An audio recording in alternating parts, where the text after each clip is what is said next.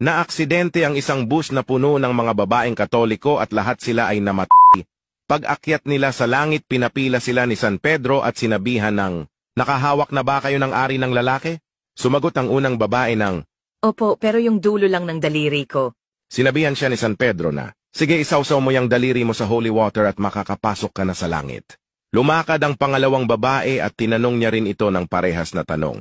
Sinabi niyang, Opo, pero sandali ko lang yun hinawakan.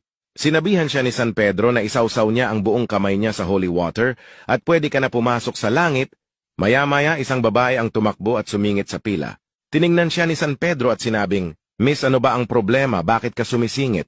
San Pedro, gusto ko lang po sana magmumog ng holy water bago pa isawsaw ni Clara yung buong puwet niya dyan.